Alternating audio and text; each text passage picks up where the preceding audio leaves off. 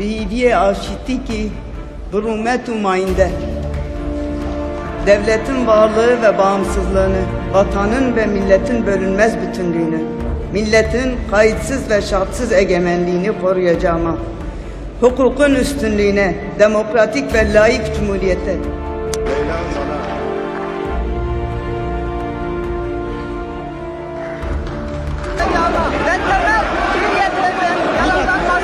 Bakar mısın?